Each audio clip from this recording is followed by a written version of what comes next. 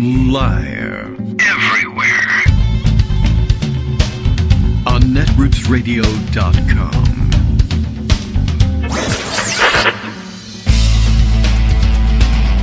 David Waldman. Kagro. In the morning. Now, here's David Waldman. Hey, good morning, everybody. How you doing? It is Monday, November 10th, 2025. Time for another show. Time to reset everything. Time to not yet reopen the government, although you all probably thought, many of you, that the government was reopened. Not yet. There's a lot of work to do. And most of it is here in Kagro in the Morning World Headquarters studios, as it happens. Just a late start to everything today, and then gabbing about what we would be doing on the show, and then realizing, I haven't prepared any of the normal things, and then all of a sudden I turned around and, oh crap, it's actually past 9 o'clock, but thankfully not yet past 9:01, so I can still start the show more or less technically on time. It just sounds funny to those of you listening to the live stream. To those of you listening to the podcast, everything's exactly the same. In fact, go back to sleep. It's fine. We'll have it all covered. There's lots to catch up on today. A weekend chaos of sorts. We sent Trump away for the weekend. He didn't make any more trouble than usual, but he did have another wildly inappropriate party at his Pervolago sex dungeon, so that's good. Thanks for the optics on that one. The government was shut, and people hadn't yet realized that they were supposed to be mad at Democrats about the shutdown until Sunday night. So Saturday, they had another party, which, by the way, again, the theming of the parties at this point, I mean, look, Palm Beach is a bunch of weirdo froofs, and they have parties for dumb reasons, and they're a bunch of Thurston Howell wannabes, essentially. So they have very fancy parties for themselves all the time.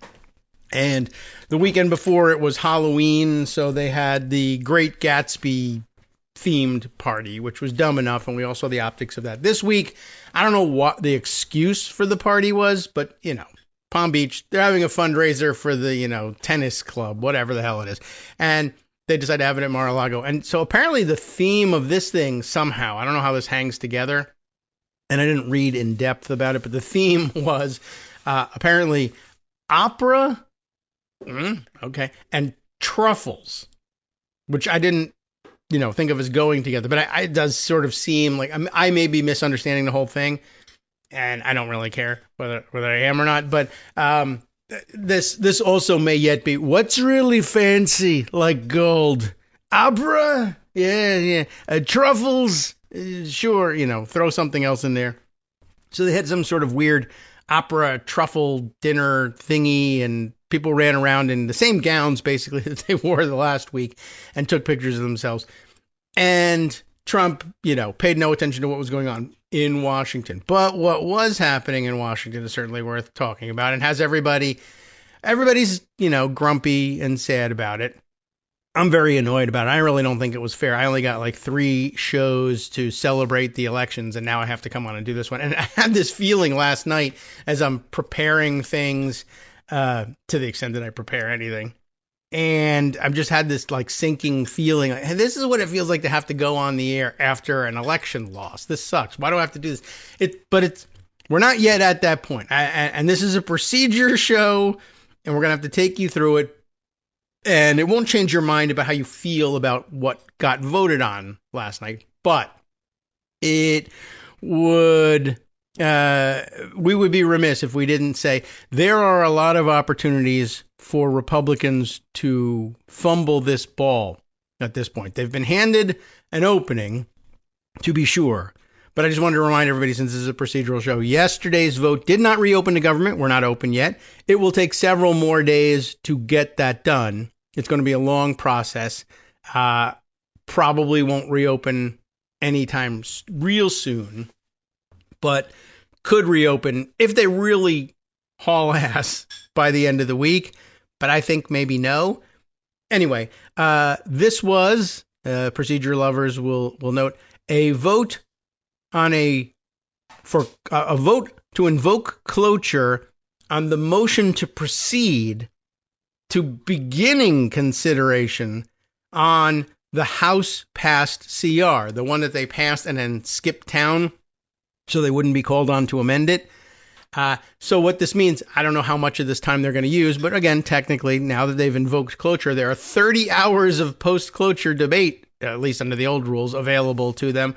They may very well waive some or all of it because they know what they want to get to, but there is post-cloture time, after which they'll begin consideration of the House bill. And remember that the House bill, as currently constituted, the House CR expires on November 21st. That is virtually worthless to them at this point. Yes, there is supposedly a deal to extend things through January for most things, and some departments would be funded all the way through the fiscal year. But yes, it does set up another government shutdown potentially in January. That's kind of old hat with CRs. We know about that. But they would have to change the date, and then they would have to change the substantive package as well. This is the stuff that people were talking about there being a deal on. So if there's a deal, and the deal holds together, they could move directly to simply swapping the text of the House bill for this Senate bill, or they could find themselves debating all sorts of amendments along the way, depending on what sorts of agreements they make about how they'll handle the bill. And some of those amendments could be subject, again, to filibuster and cloture votes, and then getting all the way through and then finalizing the package, and then that being perhaps subject to filibuster and a cloture vote and then a final vote. And if it all holds together in the Senate during the probably, even with unanimous consent agreements, 2 to 3 days at minimum that it would take to get this thing through, then you have to reconvene the House because they're sending back a different text than the House sent them. So now you got to bring together the House Republicans and their lunatics and say, you need to, if you want to reopen the government quickly, you need to take what the Senate has handed you and make no changes to it. And I remind you, the House has not been in session for 10,000 years, whatever it's been, because they preferred to skip town and stay out of session than convene and face the possibility of actually compromising with the Senate on the language. Now, that game may have changed by now, and they may be willing to do it. We just don't know. And they're crazy, and anything could happen. And what sorts of things might happen in the Senate could be anything.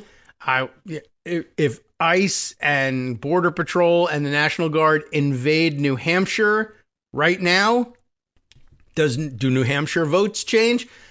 All I can say to that is maybe. You would think yes, but it's still just a maybe. Would Trump do something that stupid? Maybe. He might just do it just to see, well, can I just do whatever I want? I don't know. He's crazy. Might that change things? Might that change the nature of some of the amendments people want to offer along the way in the Senate? Anything can still happen. Like Greg Dworkin could be made to wait 10 minutes before chiming in on these subjects. And why wait? Why make him wait any longer? Good morning, Greg. How are you besides patient?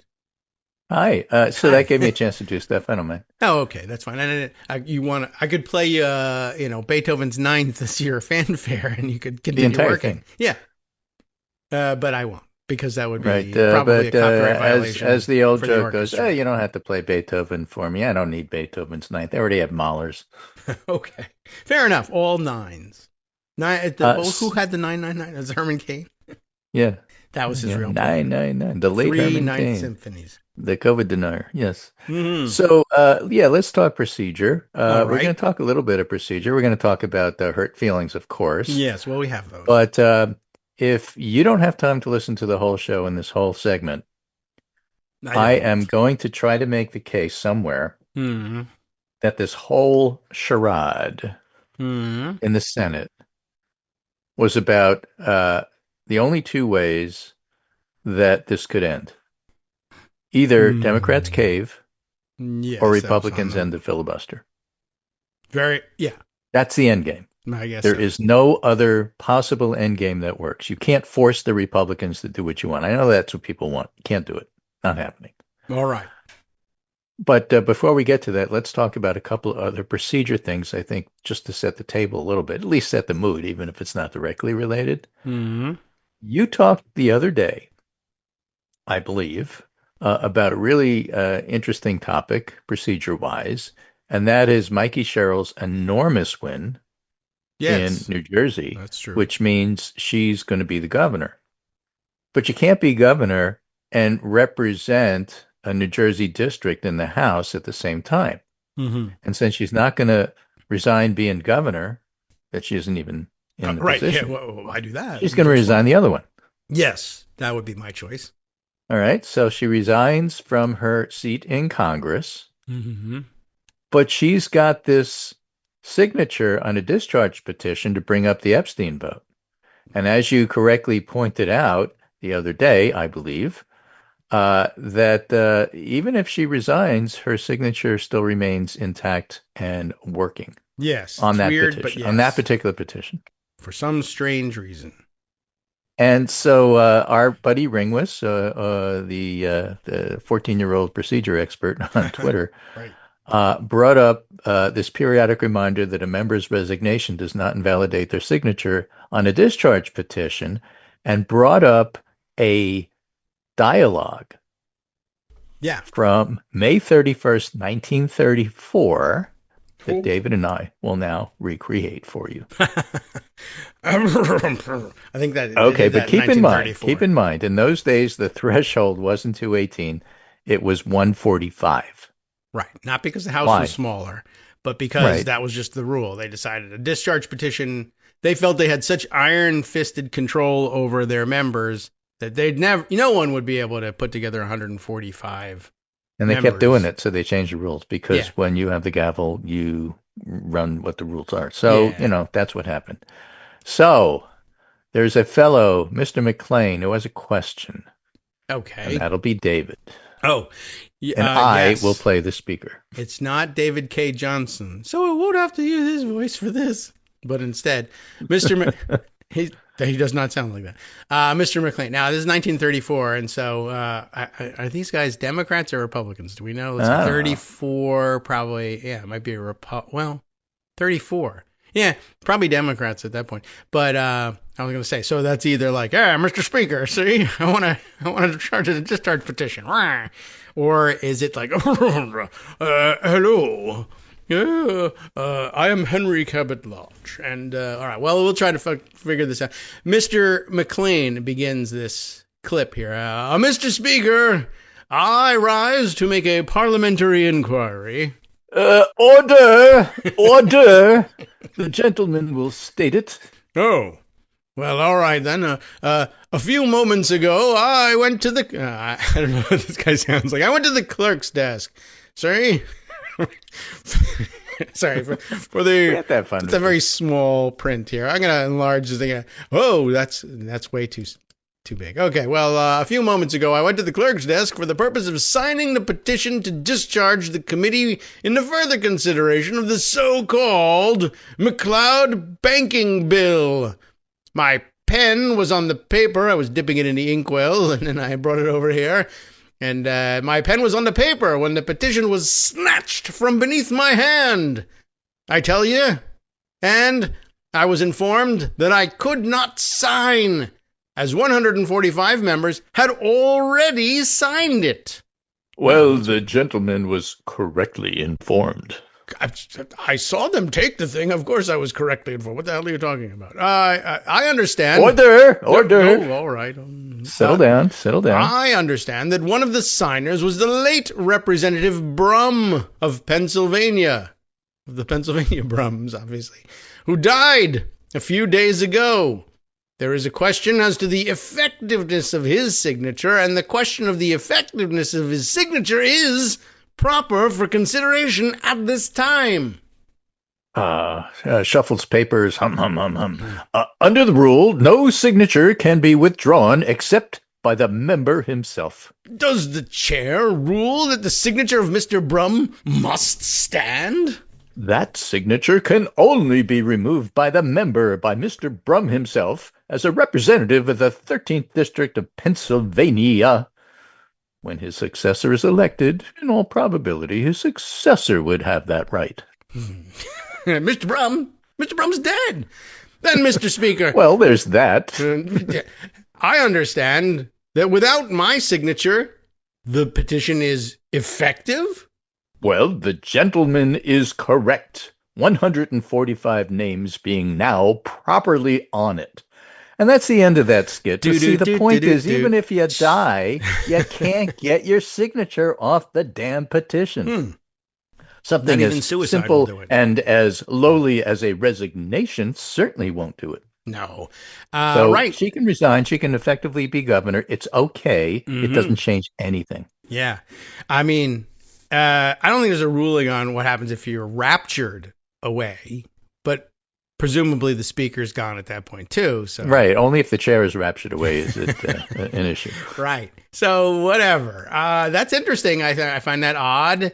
I also find it odd that they would say, well, you can't sign it. Like, what if it has 146? Is that so bad? Well, I already did, and it's in ink. What are you going to do about it? It was snatched away. Right. See? Well, it's an important piece of paper, I take it. Yes. So, like, I guess so. I just threw up on the petition. Now you can't read it. What now? What do the rules say? It's 145 signatures plus vomit. That's good. I don't know.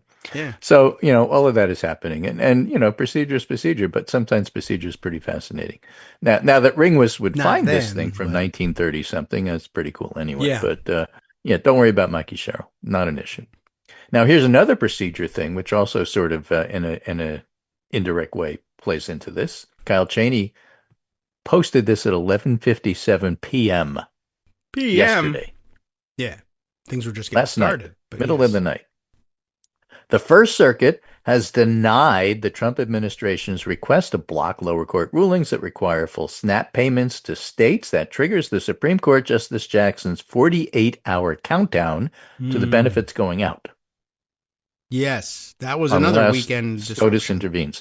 And I don't know what the mechanism is. That means Trump has to appeal it.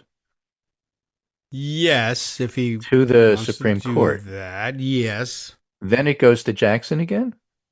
Well, as one among Because many. If it's not an emergency appeal, it just goes to the Supreme Court. But if it's an emergency appeal, doesn't it go to Jackson again? Yeah, and she may be able to issue another administrative stay pending the decision of the court on whether to take it up on an emergency basis. But now she doesn't have to do an administrative stay. Can't she just say, okay, well, I'm not doing an administrative stay because we already went through this and they already decided? I think that would be her choice. Right. But it would be, it would go to her and the government would ask, please give us an administrative stay pending their decision on admitting it to the emergency, having an emergency hearing.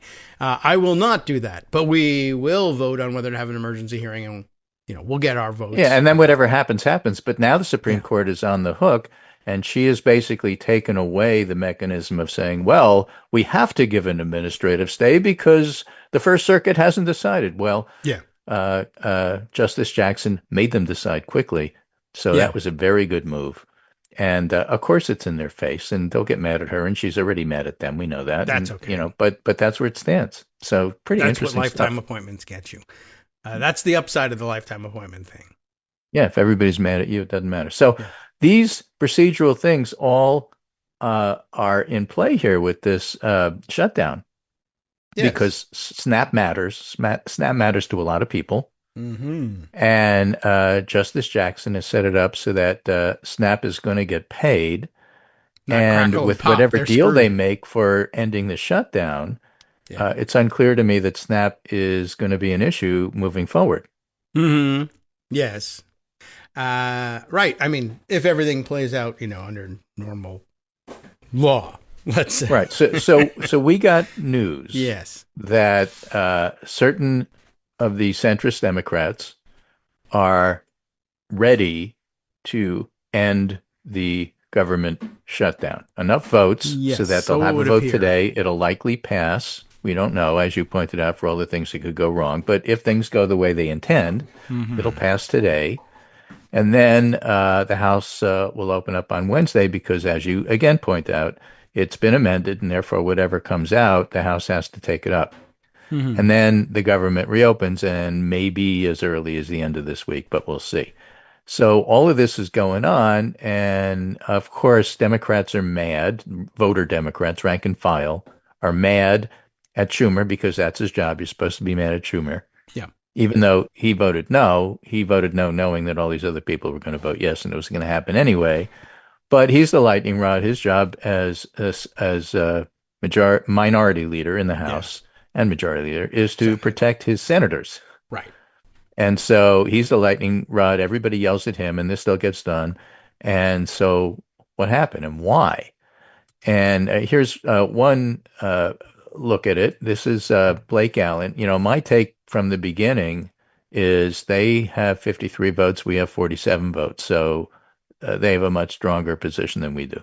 Yeah. And there's nothing that you can say, do, or push this that changes those numbers.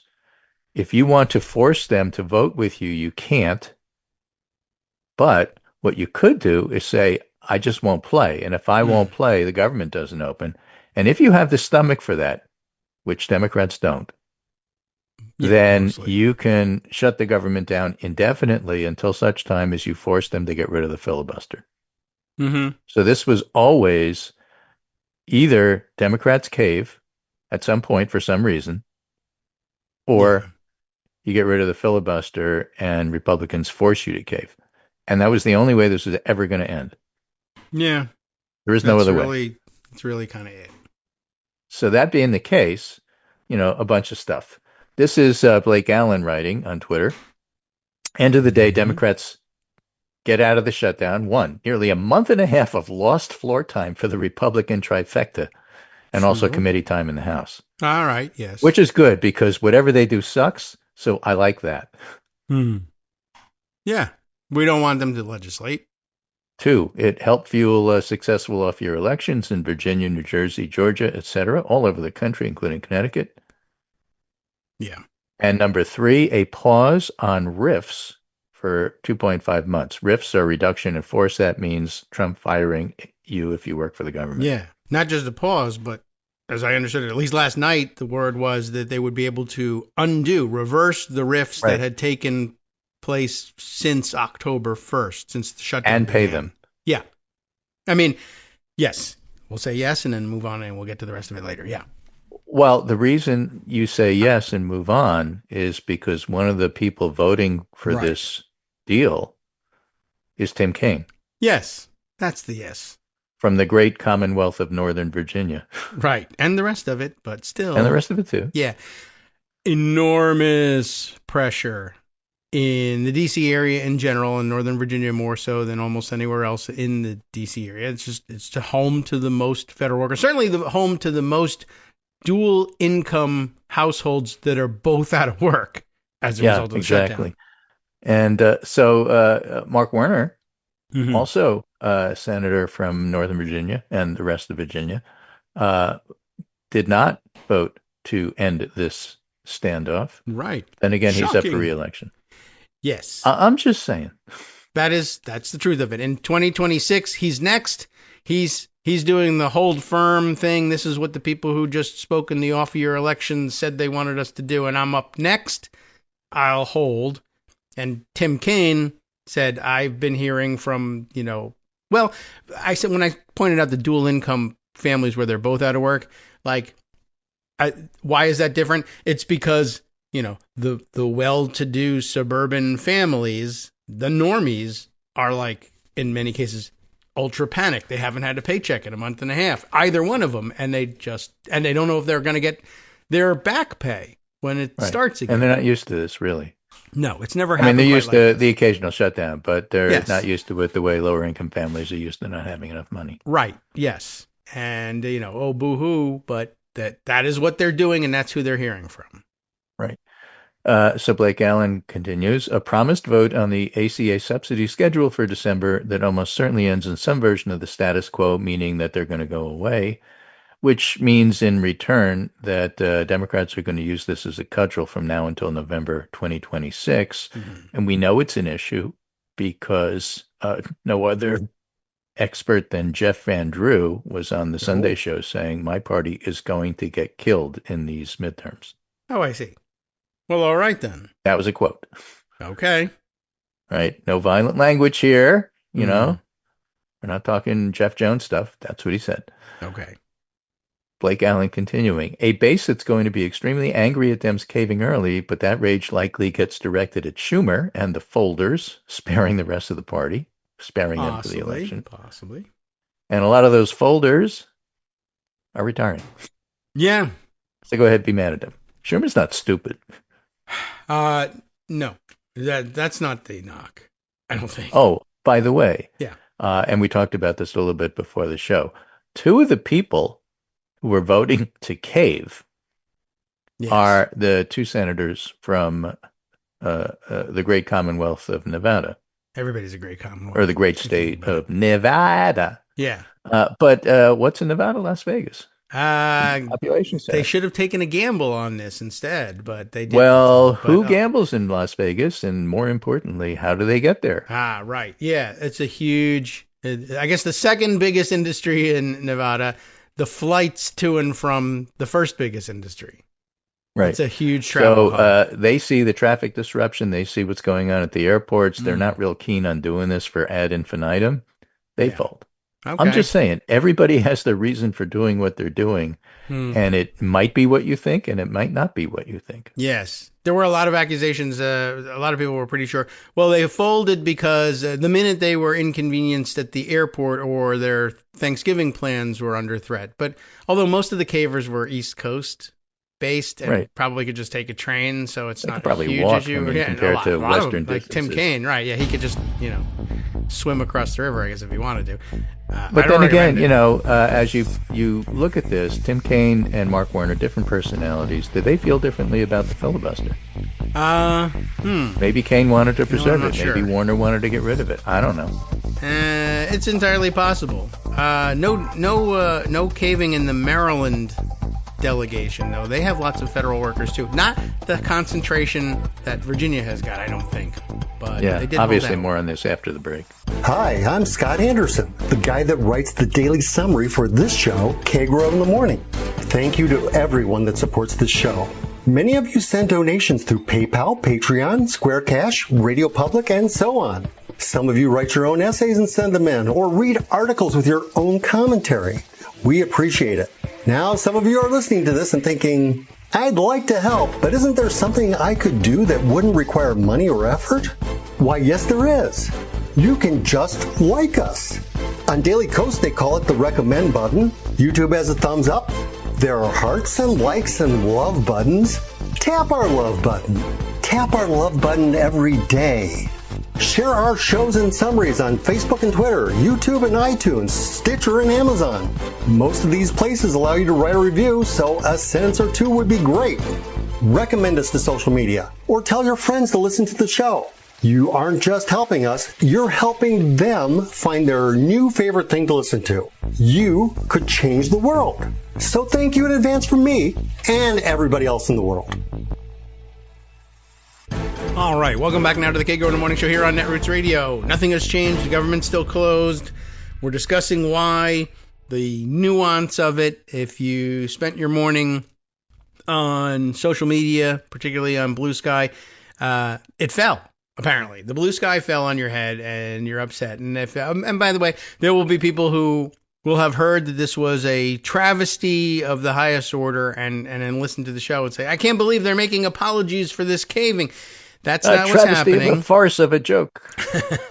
I'm not saying there's good news here. It's just there's news, and it's different than you might have read. And there was it was interesting, actually. I mean, I know you feel this way about Blue Sky, and I understand exactly why. It's the conversation. If you build a feed for yourself, the conversation tends in this direction. That's certainly true. It's been interesting to watch, though, and to not push back a little bit, but to lay this out and say, well, one, there's a lot of steps in between ending the shutdown and where we are, and that means a lot of mistakes can be made. I mean, think about who's playing this game. Two, it's not saying that those mistakes will be made. This may go through exactly as planned. I'm just saying it's not good news that I have for you. It's just news, and this is the way things work. And I mean, if you're a listener to the show, you come here, I think, for this. This is not meant to make you think it was an awesome vote. It's just meant to inform you, what did it really do, and why isn't the government open yet? And if something falls apart later on and it doesn't open, you'll be able to say to all those people who thought the government opened last night, no, of course not. And here's why. And then you'll feel real smart. David and I are not professionals in the sense that we pretend none of this affects us. So every time there's an election with a bad outcome or a disaster, yes. I mean, like what happened in Newtown, we go back that far. Yeah. And we have to do a show the next day. Yes. We tell you, this is not fun. We have to do a show the next day. Right. But there's still stuff to talk about. There is. So we talk about it. Yeah. And, sometimes there's, if you present angles where things can go off the rails, another way of looking at that is, look, there's a pressure point there. I could stand here and be mad and stomp my feet, and that might even be okay, because if certain people see enough voters, let's say, being mad and stomping their feet, things may change, or they may ask for different things, and that may itself derail something. So by all means, you're not meant to just sit silently here. You're not meant to not call your senators and yell. That's okay if that's what you're going to do. But here's something to yell about. Some people think life goes in series. That is to say, you do this, you have a no kings, everybody stamps their feet because that's what you're supposed to do on that day. Oh, yeah. Except you have fun with it. Right. And then what follows after is the vote in the Senate, and you're supposed to win, but you didn't see him in. Yeah. And other people see life go in parallel. You do no kings, you put that kind of pressure. You also have this stuff going on at the same time in the Senate. You get what you can out of it. And then, either way, you go from there. And you get to the same place in the end. But, as the Rolling Stones said, you can't always get what you want. So this is Blake Allen talking about this whole series of things. Okay. And he ends by saying, for what it's worth, Republicans were never going to make policy concessions over the ACA subsidies. That would have set a horrible precedent for them, would have had the possibility of unmooring both Thune and Johnson's leadership. So this was always cave versus the filibuster. I guess so. All right. Yeah, because, there were two issues on which people thought there could be movement or caving, and one was SNAP became an issue, and the other was always from the start the issue, the ACA subsidies. And so why not hold out, if you're going to do one and not the other, why not say the more valuable one, the ACA one, and not the SNAP benefits? Although, really, how do you decide who to jettison in that? My God. Yeah, but okay, here's a different way of looking at it. So we're going to do ACA subsidies, and we know we're going to lose because we don't have the vote. But when we lose, we're going to hit Republicans over the head with it as a campaign issue and start making ads the moment the vote is done. In fact, we won't even wait for the vote to be done because we know how this is going to end. As far as SNAP, let's do that in the courts. Yes, and it was happening. Because we have a better chance of winning SNAP in courts than we have winning ACA in courts. Yeah. So let's do ACA politically. Let's do SNAP in the courts. That is our strategy. You may not like it, but don't tell me we don't have a strategy. Yeah. Although it's leading people to say, well, if you had just waited another day, you would have seen the First Circuit on SNAP, and then that issue would be, well, it's not solved. That's one of the things that's the problem with it. Well, that on the issue one hand, would it's not solved, and on the other hand, that was not part of our ask. So whatever the First Circuit does or doesn't do is in parallel. It's not in series. True. And sometimes the timing of these things does count. There's a lot of like the election, mistaken assumptions about what came first and what followed from it. But right. Okay. We had to have the election first, and then this comes. That part is first and then second. Okay. There's but a series. As far as SNAP versus ACA, that's in parallel. And so two things happening on separate tracks, that's the plan. And, again, this goes back to, well, you want us to keep the government closed and everybody loses everything, including Las Vegas travel, and their whole entire economy is wrecked. And you have to understand, we are not heartless monsters like they are. And it's a feature, not a bug. And you just have to live with that. Yeah. They're gonna feel shutdowns differently, and if you're not affected, or some people who are affected did say, "I say we soldier on," but you're in a different position than others who say, "I say we're starving," and we don't. Yeah, you want to hold out for something better. It is unclear something better was just around the corner. So our old friend, not Larry Sabato, Ben Tribbett says, "Look, from Virginia, I should add." What I don't understand is what people want the Dems to do besides fight. Somebody has to prepare the base for the fact there's no victory coming until we win the elections next year. That's the argument I'm making on Daily Kos this morning. From my perspective, 53 is more than 47. You can't change that till you have an election. The election is until November of 2026. So everything you do up to then is going to feel like it falls short because that's the way the procedure works. Yeah. Well, there's no reason to be happy until we replace them in government. Don't be happy, Yeah. but understand No what's going on. The Republicans will never, ever vote for ACA subsidies, Ben says, in exchange for reopening the government. If we never move from that position, the government will not reopen until after the midterms. Yeah. Putting on record in a month with a vote is the best deal possible. We have to put a stop to feeding the base with fantasy, or they will view any incremental progress as a defeat, and we will lose. Now, he's a little bit more adamant about it than I am, but in effect, I totally understand those sentiments. Yes, and we may not lose. I mean, it may be baked in at this point. So, but it would be disastrous and painful waiting even to win if you win later. If they really and truly were never going to budge on ACA subsidies, and I'm not certain that everybody agrees. I'm not certain that everybody grasped it, certainly, whether it was true or not.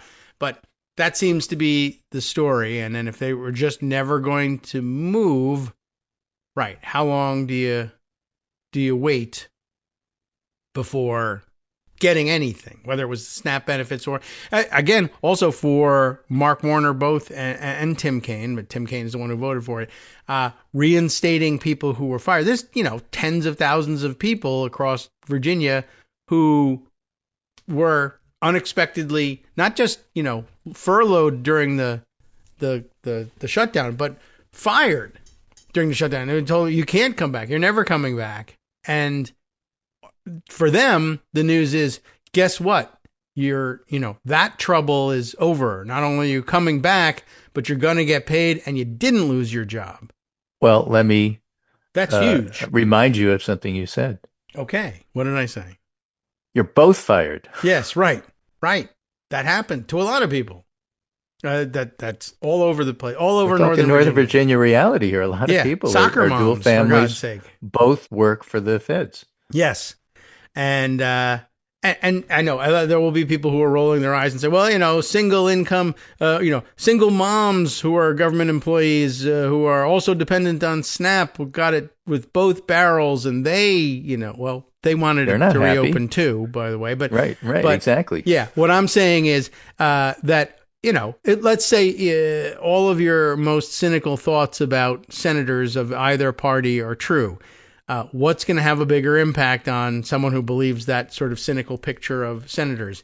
And the answer is, if your suburban soccer parents are saying, I can't even afford to pay the registration fee for my kid's soccer, that defines buy them new me. Soccer shoes. Right. Yeah. Right. That's a big deal too. In addition to the true big deal of, I've also, as usual, been hearing from the single parents who are having this problem. That's true. I understand that and I sympathize with that, and I'll do everything I can for them. But now you're adding a new layer to it. Entire sectors of the economy are falling apart here. Or falling out of the sky, So, again, my point here is, what would you do if you were the senator from Northern Virginia or Nevada? Which one am I? And two,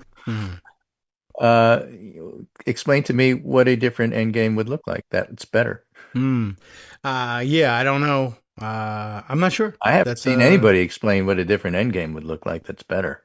As painful as this is, as unhappy as I am about it, what was supposed to happen? Yeah, I don't know. The first iteration of the attempt at a agreement heading into the weekend might have been some people's first indication of just how serious Republicans were about not giving an inch on the ACA. And it happened on Friday, and so people may not have noticed it. But the political junkies were watching. The first offer being, well, what about a 1-year extension of ACA subsidies? And then there were people mad, like, how 1 year? That doesn't get us hardly anything, except one way of looking at it is it also sets up exactly the same problem that people said was so impactful in this election for the next election. So it wasn't necessarily the worst idea. It got immediately rejected, and everybody then they mopped their brows because they hated that. But not just rejected, and also punched in the face. What else? Their response was, "Oh, ACA, you're bringing it up. How about we get rid of it altogether?" Oh, okay. I don't know if I even realized that they. Lindsey Graham was on the floor saying we're going to. Rick Scott was saying we have legislation pending that we're going to get rid of ACA altogether. It's terrible. I mean, there were about 7 or 8 Republican senators who immediately jumped into. Since you brought it up, why don't we just get rid of it? We have the votes. Yeah. Well, yeah. And the Democratic senators are saying about that filibuster thing. Yeah. Maybe it doesn't look so bad right at the moment. Yeah. All right. Well, that's true too. That would play into it. This is, yes. I'm telling you what Tim Kaine is having roll around in his head. Right. And but yes, you may have sweated it for a minute, then it fell apart, so you stopped thinking about it. But yes, that's how serious the idea is, that Republicans aren't going to, even for 1 year, they won't. Even for one moment, they're not going to fold on this. So that plays into it too. If you were wondering, well, why not make it ACA instead of SNAP? If SNAP was going to come through in the courts, we didn't know that, but even if you did, you weren't going to get the ACA. So, okay. Right. So this is New York Times trying to sum up what happened here. They got their 6 takeaways, some of which are useful. All right. Okay. Number 1, Democratic unity crumbled as the shutdown dragged on.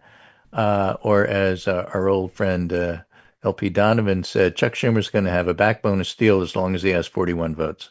As soon as he doesn't have 41 votes, he'll cave. He said that like a month ago. I mean, that would be his job at that point. But that's what happened, exactly. Yeah. So the discipline couldn't hold forever, and it broke without Democrats achieving what they insisted was their chief demand, the extension of health insurance subsidies. The group of moderate senators who broke from the party said they couldn't hold out for a deal while America suffered the consequences, and they cited a commitment from Thune, the Republican leader, they'd at least receive a vote. The bill's not perfect, but it takes important steps, said Dick Durbin, the number 2 Democrat who is retiring. I added that. Yes. Since the promise of a vote doesn't guarantee the legislation will pass, any measure to address health care faces long odds in a Republican-controlled Congress. So as a result, the deal put bitter Democratic divisions on display. Schumer tersely told reporters he wouldn't vote for the bill because it lacked health care provisions. And Democrats in the House blasted it, but that doesn't matter. You don't need Democratic votes to pass this thing that the Senate is crafting. So there's that. On the other hand, healthcare will stay in the political spotlight. And Too Long Didn't Read, this whole maneuver here made sure healthcare will stay in the political spotlight. And that is good for Democrats. Okay. People blamed Republicans, but in the end, Trump's pressure tactics worked. That's what I mean about the Republican senators jumping to the floor of the House to say we're going to get rid of the filibuster if we have to, but how about we get rid of ACA once the filibuster's gone? That is a significant threat. Yeah, I don't like it. Trump stayed on the sidelines, and so did Republican leaders, letting all of this play out. And then finally, Democrats notched a few gains. They won some concessions. The biggest win was language that would restore the jobs of thousands of federal workers who were laid off during the shutdown and bar further reductions in force, RIFs, through January 30th, while guaranteeing back pay for hundreds of thousands of others who were furloughed as required by law. That is to say, they got the Republicans to agree to follow the law, which is always nice. They also protected the Government Accountability Office, an agency that helps Congress keep track of federal spending. The House measure proposed to have funding for the GAO, but the Senate's measure would keep its funding flat. It also removed language that would bar the agency from suing the White House to release illegally withheld funds. Huh. Okay. Yeah. I mean, I don't know how effective lawsuits are as against these guys anymore. You're not supposed to feel good about it. We don't have the numbers, and it's going to feel like shit. And it is. But they did get the stuff out of it. Yes. They wouldn't have gotten if they didn't shut the government down. Yeah. All right. Now what? Now what? It's exactly right. I'm done. So now that Trump is done with this, he pardoned Rudy Giuliani this morning. Oh, yeah. Right. Well, yes. and a number of other people. Right. We haven't gotten to the pardons yet. Sidney Powell's pardoned. Everybody's Mark Meadows is pardoned. You get a pardon. Everybody involved in 2020 is pardoned. Yes, and chiefly the focus of the named people. And by the way, it's a very weird pardon because it also was like also anybody else who I didn't name who might also be in trouble with something related to the election. So again, I don't know how effective that is. An election issue. Yeah.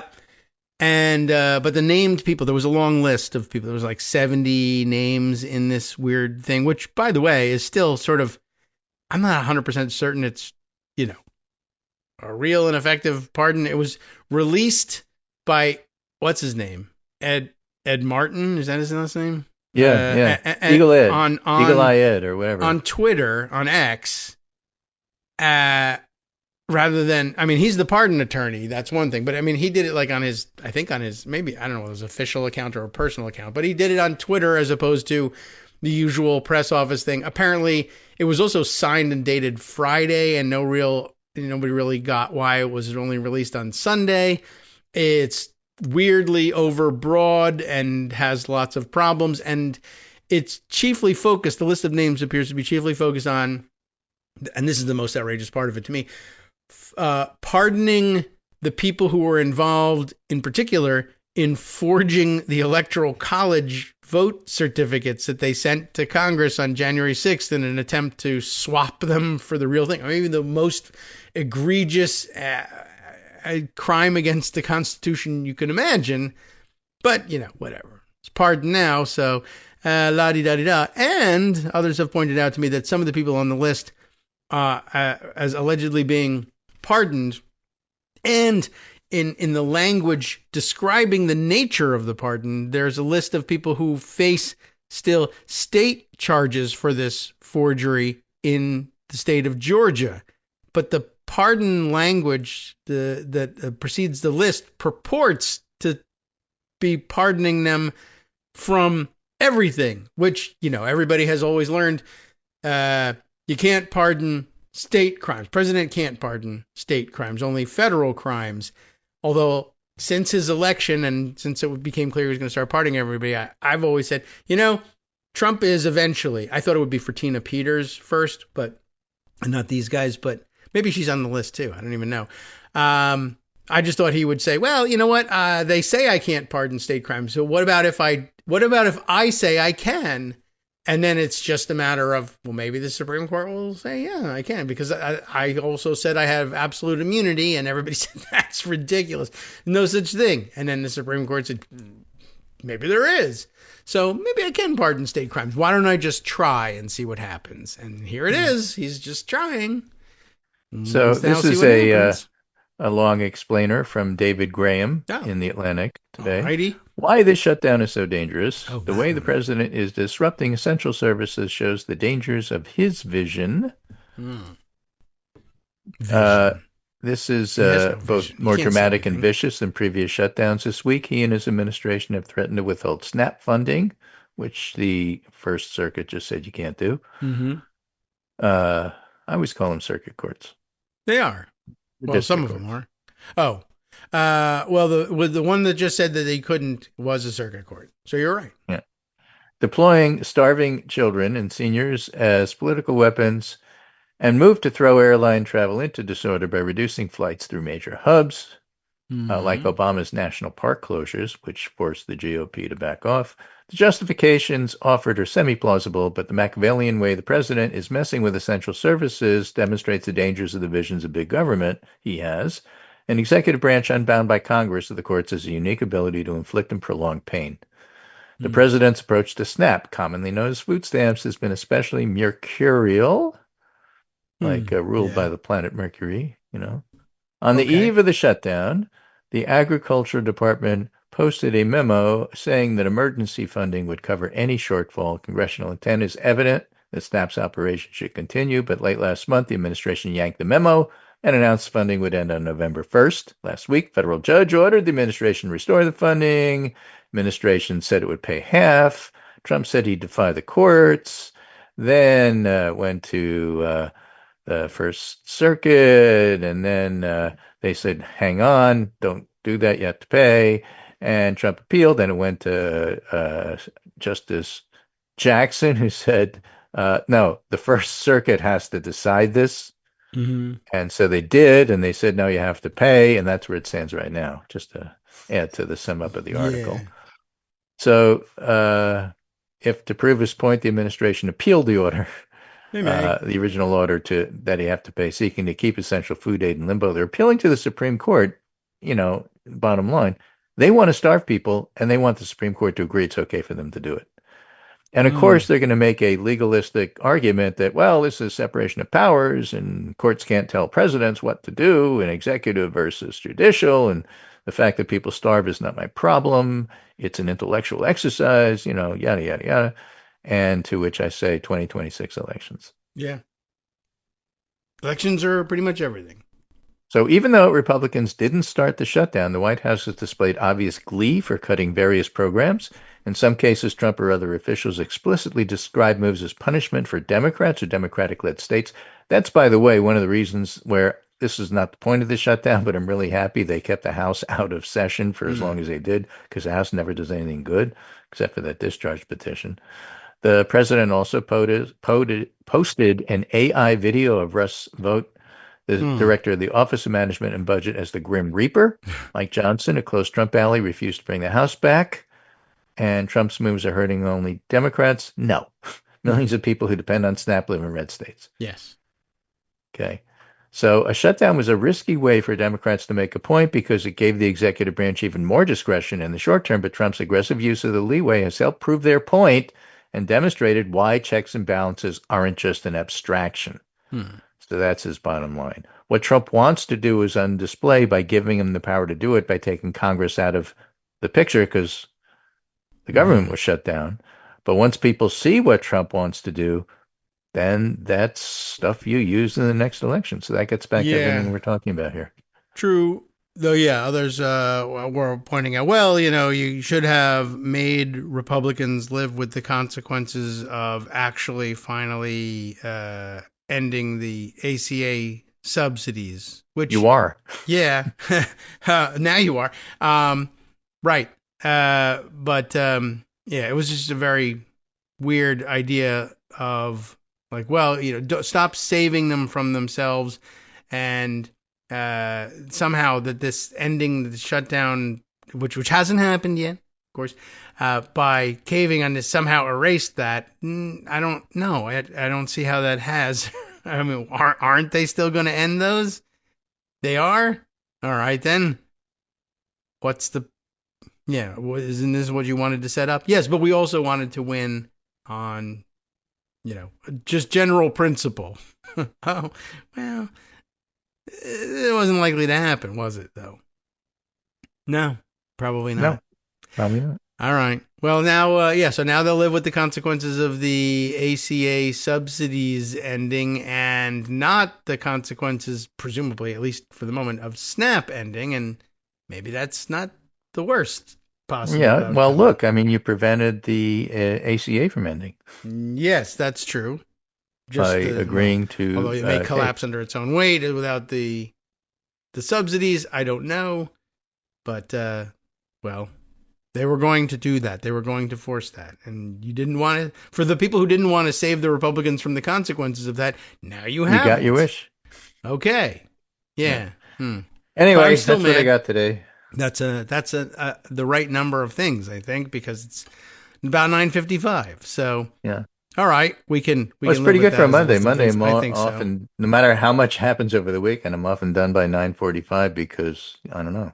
I'm tired and I want to stop. But today I was able to go an extra 10 minutes. Okay. Well, there was plenty more happening and plenty of weird stuff still coming down the pike here. So it's been very interesting. I've got some nice... Justin Wolfers has had a good weekend, too, getting on TV and explaining economics to people. I guess I'll add with the government shutdown stuff because, again, it ain't over yet. They haven't fixed it yet. Just... There's reason to believe that there is a path to ending it, a crappy path, but there's ways to fall off of that path. Personal anecdote on the shutdown. I had a neighbor visit me while I was outside, just doing some free yard work that didn't cost any money and didn't require a government subsidy. And he came over to say, you know what I just found out? He's not a government worker. I'm not a government worker. But he came over and he said, I just was at the car dealership. I needed to get a new car. Fantastic deals at the car dealership and nobody in the place. And the car salesmen were saying, nobody's brave enough to buy a car in the middle of an endless government shutdown. This whole town is full of people who aren't sure whether they're ever getting a paycheck again. There will be no car purchases happening here. You can get any deal you want. But, great if you happen to be in a good position. But that's the ripple effects of the shutdown. It doesn't just affect one or two income households who both happen, one or the other or both, who draw their income directly from the federal government. It also affects everybody else who is getting less, what the Republicans used to say, trickle down, I guess, from government employees. People not spending as much on anything. Groceries, cars, appliances. Christmas is coming and the Christmas shopping season being pared back by everybody. And a government shutdown being avoided might still not avoid that. But yeah, ripple effects being felt everywhere, not just in Northern Virginia, not just by government workers, but by everybody, like living their regular lives and selling things to anybody else. It's true. So, Wolfers had a great explainer about why the pain of this particular economic downturn and why this kind of inflation is worse, it being tariff-driven inflation rather than demand-side inflation. It was very interesting. We'll get to that perhaps after the break, but thank you for hanging on for so long and filling an hour, Greg. I appreciate it. Oh, you're welcome. All right. Now you can go take a shower in the new shower. How about that? Yeah. Okay. That sounds like a fantastic idea. Ta-da. All right. Excellent. See you on Wednesday. Unless the radio show is shut down. I don't think there's a legal mechanism for doing that, but you never know. Well, we'll see what the first circuit says. Right. Yeah. My circuit just flipped downstairs, and I got to go fix it, or else we won't have electricity. That doesn't work. Try flipping the second circuit. All right, welcome back now to the Kagro in the Morning Show here on Netroots Radio. Let's see, shall I... I'm taking a look to see if I can find yesterday's Justin Wolfer's clip that I thought was of some interest. Yeah, here we are.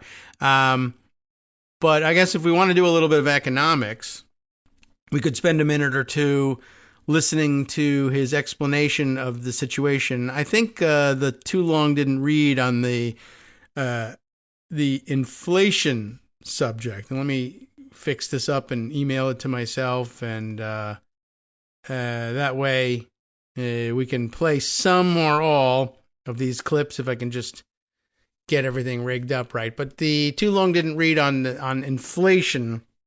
I think he was basically asked why, if inflation was such a huge political problem for Biden during his presidency, won't the same be true for inflation being a problem for Trump?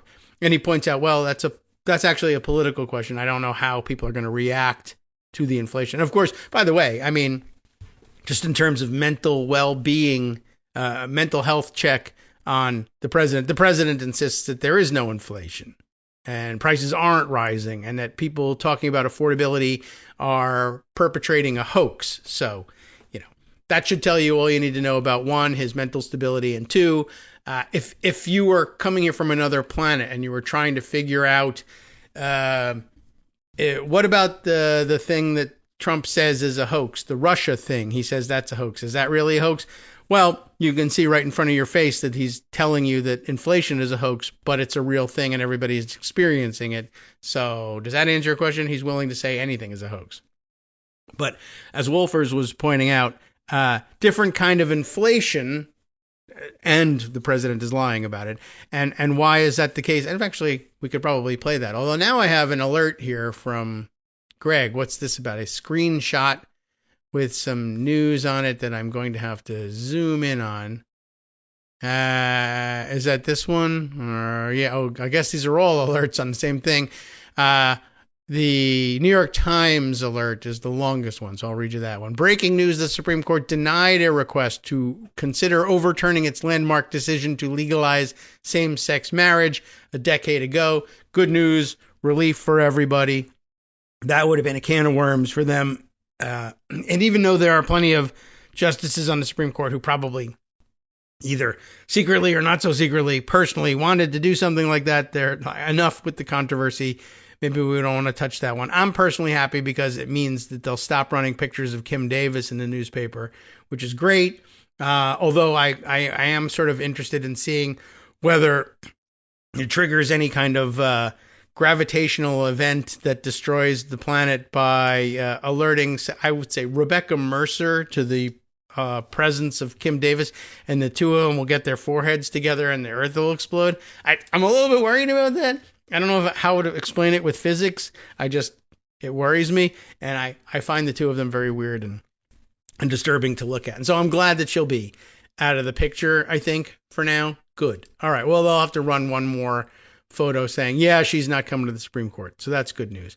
All right. Back to the economics. Justin Wolfers. Why don't I do Justin Wolfers' Corner? We should have him on the show, except I don't really know how to make that happen. And also, I don't really want to deal with making it happen when I can just play these things and I can decide when he comes on and how long he goes by doing it this way. All right, so here is Justin Wolfers explaining the inflation difference between the inflation that Biden dealt with, the inflation that Trump dealt with, and the answer is tariffs. Essentially, it comes down to tariffs, and here's why. Last night, the New York Post. Oh my goodness, I'm going to turn it down a little bit because the volume on this thing, I think, unless it's just the volume in my headphones, is extremely high. All right, so whoever's hosting here is now speaking on MSNBC, setting up the question. Justin Wolfers is on with another expert who I don't recognize immediately and who I think just sort of smiles and nods along here because it's a question to Justin. So no fault of her own here. I'm just editorial saying. Board All right. called out President Trump for ignoring the affordability crisis, comparing him to President Biden. Is this president making the same mistake as his predecessor? It's difficult because at the one level, that might be a political question. What's the best way of handling an inflation crisis? Do you lie to people about what's in front of their eyes? I'm more qualified to speak about the economic question, which is there's something very interesting here, which is what happened under President Biden was prices rose. Typically with inflation, as prices rise, what happens is what you're selling at work rises. Therefore, your boss can afford to give you a pay rise and eventually your wages rise to catch up. That was a very hard message to sell, although it's the truth. The thing is when prices rise because costs rise, and that's what tariffs are doing. They're causing tariff-driven, cost-driven inflation. Prices go up, but your boss doesn't have any more money left over at the end of the month. Your boss has no easy way to give you a wage rise to catch up. So in fact, this form of inflation is much more costly and much more painful for households. See? Okay. So I think that was a pretty good explanation of it. Where inflation is happening because there's so much pent up demand and people are buying anything at any price.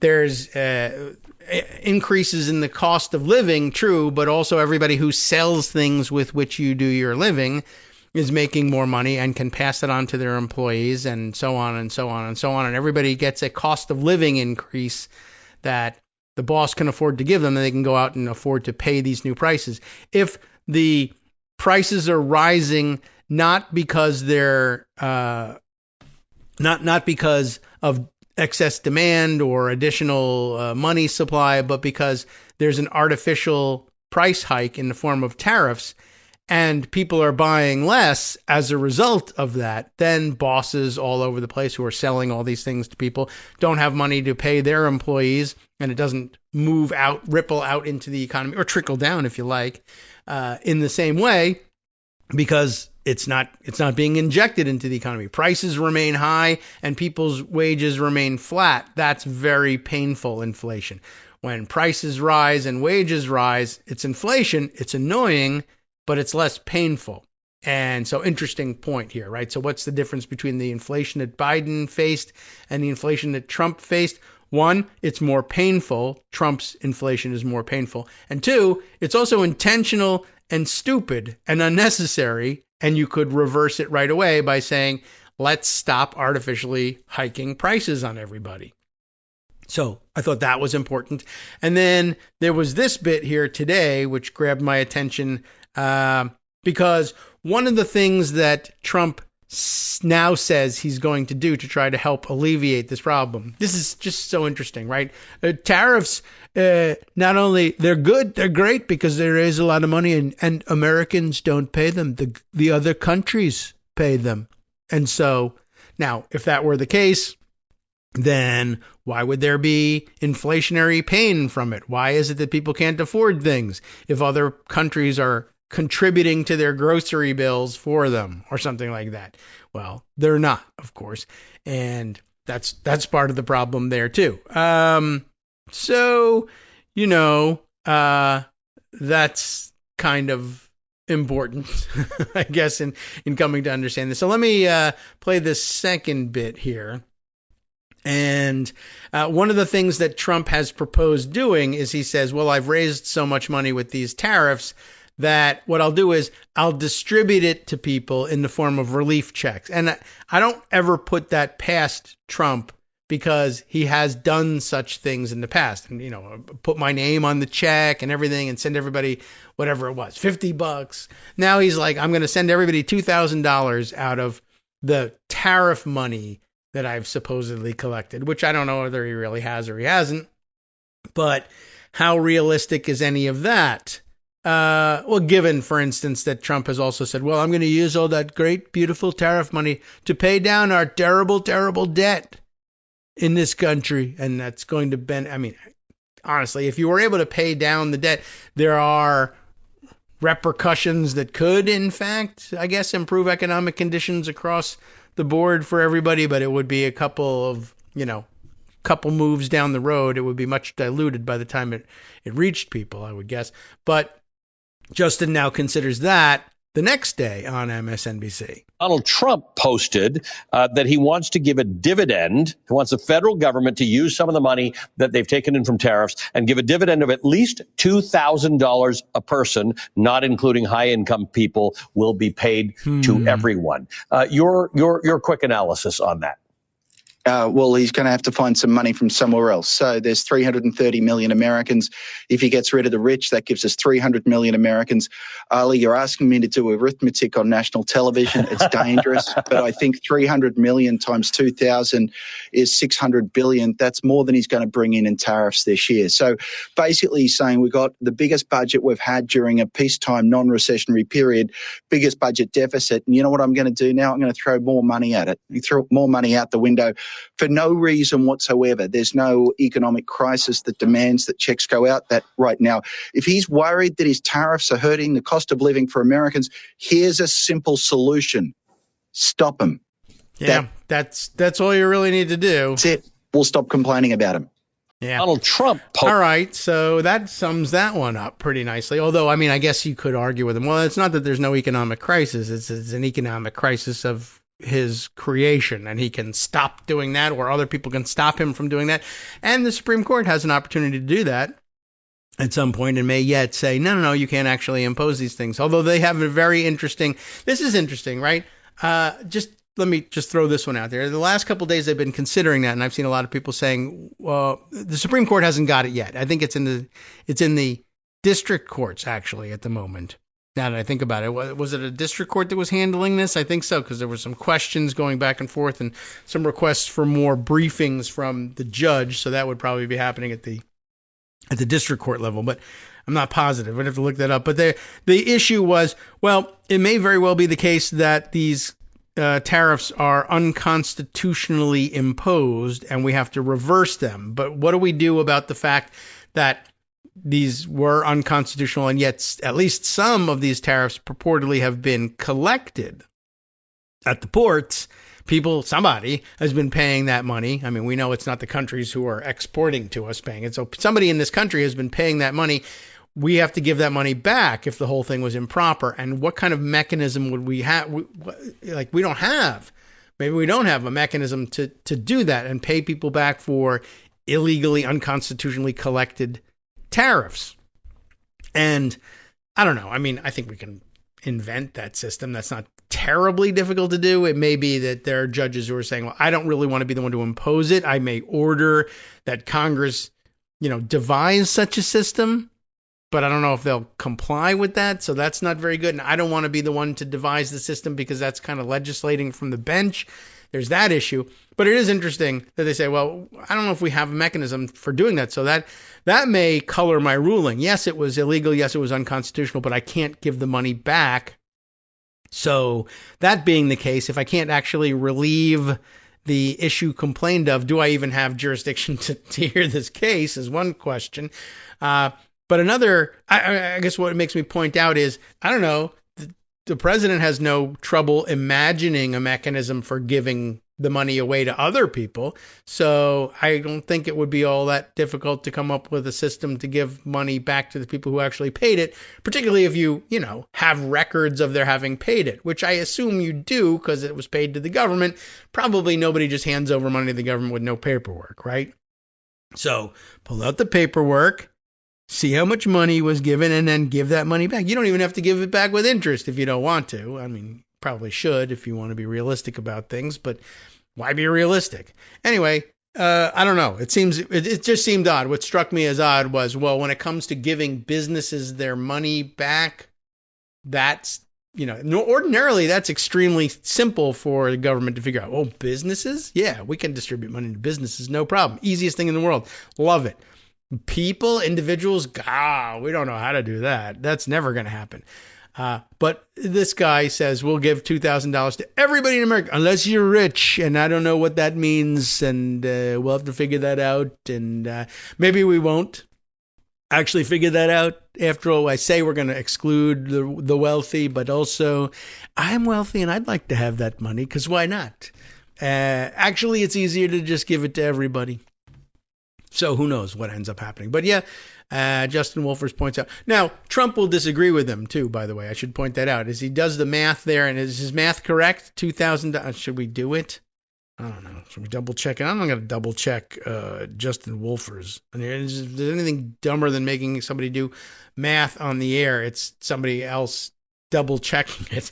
But if it's $600 billion, like Trump says, we're taking in trillions of dollars, so it's going to be easy. But that is also a lie. And so, just pointing out, you're going to have difficulty finding the $600 billion you need in order to make that happen. So you'll just add it to the deficit, which is, of course, the opposite of what you said the effect of the tariffs was going to be. So I don't know what to tell you. It's just very odd. All right.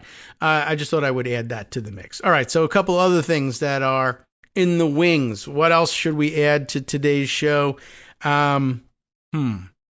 We've talked extensively about the issue in the Senate and the, I guess we'll say purported still deal to end the shutdown, but there are so many places where that breaks down. Did I run through all of them? The quick chart again. This was a vote yesterday on a motion to proceed to consideration of the House bill. The House bill still currently says it's a CR that lasts only until November 21st. So at a minimum, you have to change that, plus all the things that they say they are including in this package deal. Whether or not, Trump is going to honor the law or whatever, that's a separate question. They have changes they want to make. So having invoked cloture on the motion to proceed to the House bill, they now either have to run down the post-cloture clock or waive the post-cloture time. They may very well do that.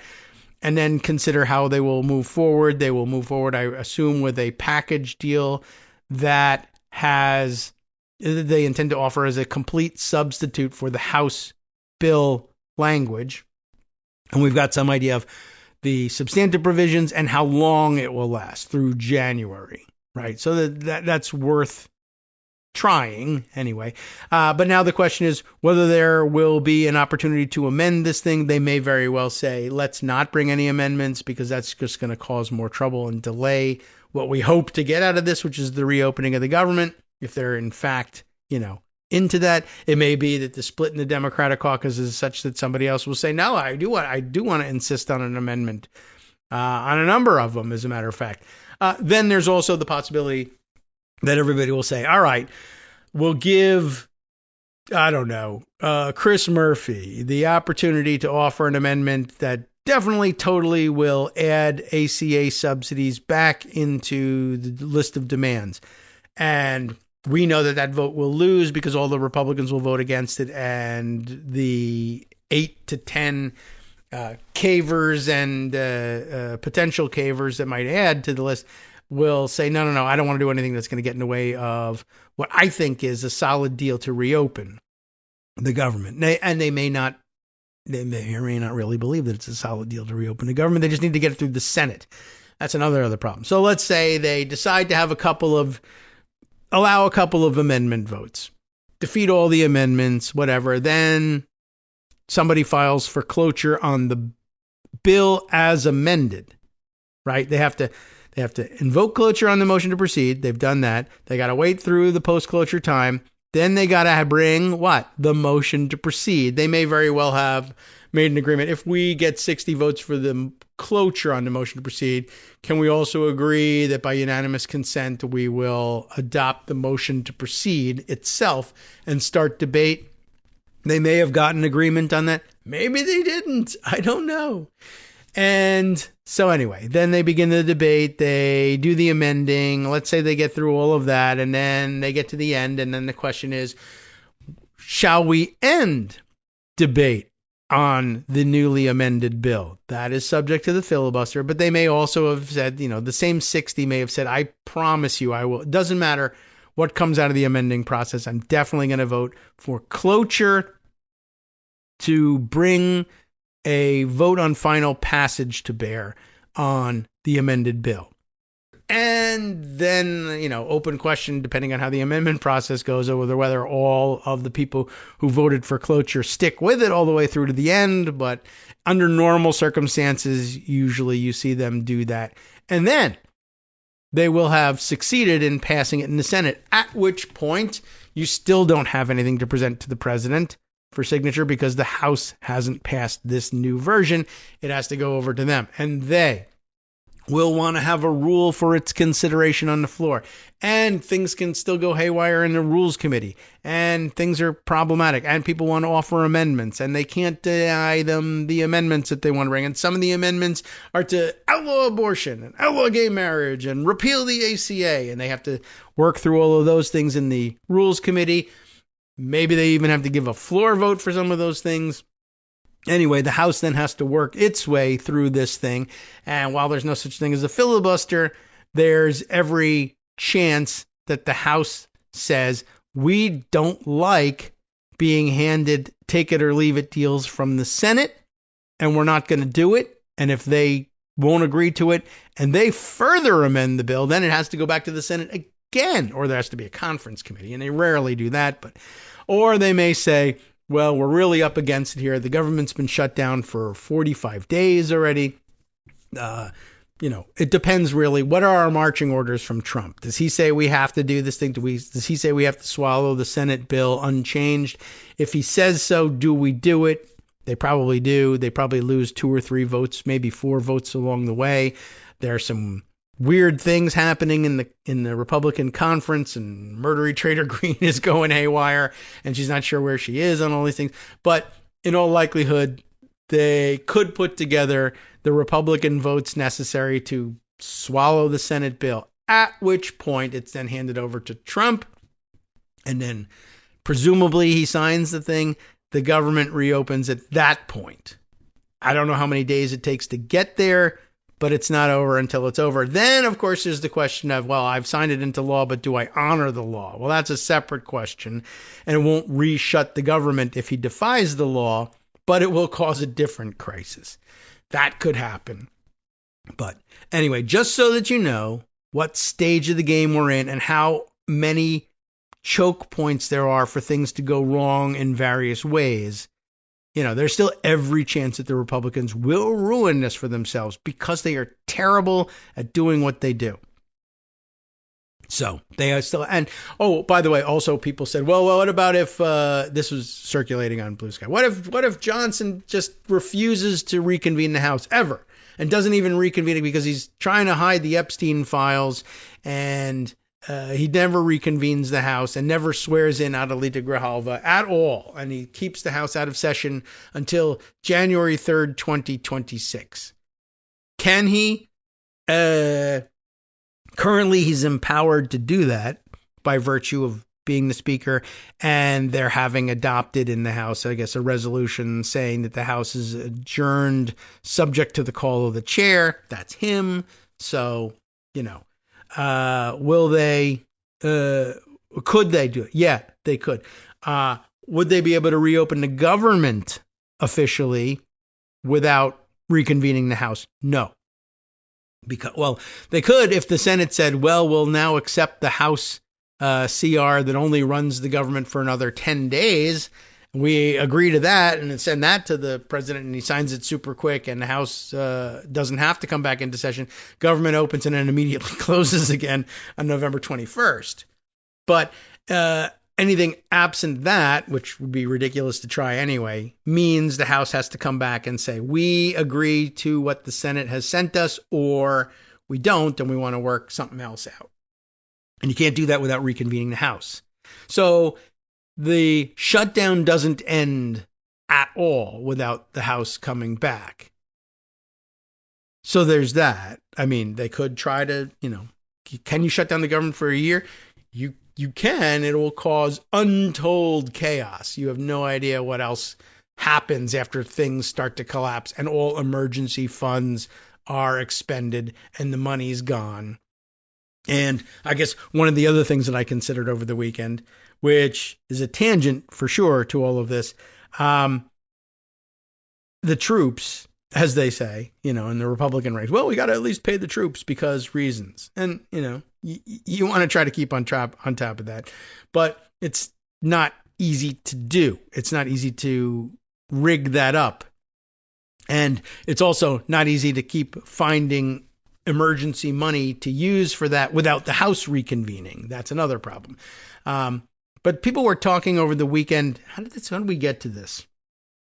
I don't know. I can't even remember. But, well, maybe I'll have to look at my own feed and figure out what it was that brought us to it. But, we've spoken about this in the past. I think we read an article months ago about futurists, which, I didn't even really, I don't understand how that's a vocation, but really you're a professor of something else. And then you say, oh, I'm also a futurist. So you're getting paid for, being a sociology professor. But then you say, I'm a futurist on the side. And then you give speeches to, I guess, conventions of billionaires, apparently, is who they're talking to. But we read something a while back that said that the number one question that futurists get from billionaires to whom they speak for whatever reason and in whatever setting, is how do I guarantee that the guards I hire, the security force that I hire to guard my apocalypse bunker, won't eventually kill and eat me? I mean, they may not eat you, but kill me or eliminate me from the thing and just take over the bunker for themselves. And I think the futurists are giving them the right answer generally and saying you can't do that. And that's one of the problems. I mean, you can do it, but the way you do it is equitably distribute your resources such that it seems eventually to their advantage to keep you alive, even though you don't get to hoard it all and control it all. But by the way to probably avoid putting yourself in the position of having to survive the apocalypse is if you had done this earlier and all of you billionaires were equitably distributing all of this such that nobody either felt that an apocalypse had to be triggered or that anybody needed a bunker of any kind. But considering that we're past that point, right. There is no way of doing this because, of course, well, I don't understand if I just keep paying my guards. Well, I think they have come to understand that at that point, getting paid, like getting a paycheck in an apocalypse, doesn't do anything for you because you can't cash your check anywhere or buy any food because apocalypse, and you have food. Well, can't I just pay them in food? Well, you could, but why would they, for instance, accept subsistence living while you remain in the lap of luxury, right? Okay, and here we go. Now I don't know whether somebody was trying to help me out there by putting the Blue Sky context back in front of me by liking my comment from it. But yes, it has to do with something that's actually happening in the middle of this shutdown. We'll get to it after the break because otherwise we won't be able to fit it in. But you do remember that there was this conversation and that billionaires were wondering why, if I just keep feeding them, why won't they keep guarding me? And the answer is maybe they don't want to just get Nutri-Cubes while you're eating filet mignon. Right. Hi, everybody. It's me, David Waldman. Yes, the same guy who interrupts you all the time. Interrupting you one more time just to tell you again, another reminder that your contributions are what keep this show on the air, and Patreon.com, Patreon.com, is still among the easiest ways to make the sustaining subscription donations that keep us afloat. Are you ready for the pep talk about how our Patreon campaign is still going strong and growing? Well, too bad. Yeah, the plain fact is we actually are headed in the wrong direction, and whereas we once had about 175 monthly patrons, we're now actually down below 150. Time to recruit some more. Not exactly the kind of news I wanted to share, but there it is. For those of you in a position to support the show, Patreon.com does make it easy to make those secure, recurring monthly contributions to do so. Patreon.com/KagroX gets you straight to our donation page. We've been through a lot together. The worst of the pandemic, we hope. The worst of the insurrection, we hope. So go ahead and treat yourself. You don't need an excuse. Give yourself the gift of a little something you enjoy in life. Support the show. And of course, if you happen to prefer using PayPal or even the Square Cash app, we're up and running on those options too. So thanks again, everyone, for all your support. We couldn't, or at least shouldn't, do it without you. Hope you'll be on board soon too. Thanks for all your support. All right, welcome back now to the Kagro in the Morning Show here on Netroots Radio. All right, so where were we? We were explaining that, for some strange reason, the elite armed guards who stand sentry at the doomsday bunkers of billionaires, presumably stocked with all sorts of luxury goods, etc. For how long will they accept payment in the form of rudimentary paste that keeps them alive, or Nutri-Cubes to eat, or even if you gave them, some of your food? Why would they accept a situation of essentially subsistence farming for your security? Well, I would pay them a little more. Okay, well, then you'll have to find some equilibrium, right, as between your two positions. No? You will. Yeah, okay. Well, then why didn't you find that earlier? That's one question. Why did it come up? It came up in the context of something we discussed probably a week or so ago, and Aaron Rupar captured something. I guess, I'm sorry, this was on his public notice publication of some kind. Anyway, he was excerpting it from, is it one of his own pieces? Aaron Rupar and Thor Benson were together on this piece here. I guess reviewing something Don Moynihan had written. Don Moynihan, this is the title, is Don Moynihan on Purge, Merge, and Surge. Instead of surging in Iraq, it's happening here in American cities. Aaron and Thor report in their piece here. I guess they were reviewing or playing off of something Don Moynihan posted on Blue Sky, something of his own. Let's see. Illustrated with one of the various allegedly federal officer goons pointing a weapon out the window of a passing van at people. It looked like maybe a pepper ball machine.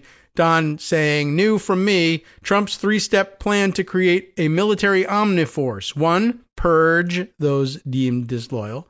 2, merge different parts of law enforcement / military. And 3, surge, impose the omniforce on Dem cities, instigate unrest, assert dominance, silence dissent. True. I think that's a good TLDR on that piece. But it would be, I think, interesting to read. But I think it sums it up nicely. I think we all get that. And he's certainly explained it to us enough times in bits and pieces, and you've come to your own conclusions about that in your discussions with people online and elsewhere. Aaron and Thor, really, yes, continue on by saying, let's see, as a weekend bonus, they say, for subscribers, this did happen over the weekend for me, we recently connected with Moynihan, a professor of public policy at the University of Michigan, to go deeper into Trump's scheme and how it might play out. So a little bit more than that. But I guess without reading through all of this dialogue, and I won't be able to because I need to subscribe to get to the rest of it, which is something I really have to be thinking about at this point. I've become too dependent on Aaron Rupar's video capture work, and we have occasionally gone to the public notice stuff as well. So really, by rights, we ought to be sending some subscription money their way. But the reason, well, that came up as part of the discussion that I saw here. So Aaron excerpts and then he links to the article, and the excerpt he takes is more and more cabinet members, Rubio, Miller, Noem, etc. There's more. But I guess this is maybe as a quote from Moynihan in their exchange. More and more cabinet members like those three and others live on military bases now. And it's another parallel to Iraq, where the administration lived in the green zone. There's something deeply unhealthy about a society where leaders are literally shut off from the communities that they govern. And that was a good comparison, the green zone in Iraq. But yeah, it does raise a number of other questions on the most immediate level. Is it good and sustainable if the political leadership of the country are imposing policies so unpopular that they give rise to the widespread belief among the leadership that their lives are in danger because of the policies they're imposing on people, and that their neighbors may at some point rise up to let them know, either in an uncomfortable manner or worse, such that you then say, I will now renounce my civilian life and live ensconced on a military base where I will be guarded by the military. And it occurred to me that theoretically, this is just a smaller version of the same problem that we were discussing with the billionaires. In fact, theoretically, this does eventually turn into the how do I ensure my doomsday bunker guards don't eat me problem that all the futurists were saying is the number one question that they're asked by billionaires. It's the same issue, essentially, right? And in the middle of this particular lengthy shutdown, which still hasn't been solved, the situation that you're looking at now was unpaid troops eventually. I know they came up with some sort of emergency payment for them, or they were certainly discussing it, and then somebody made a donation that would have been a drop in the bucket. And I don't know where the troop pay issue stands right now, offhand, now that I think about it.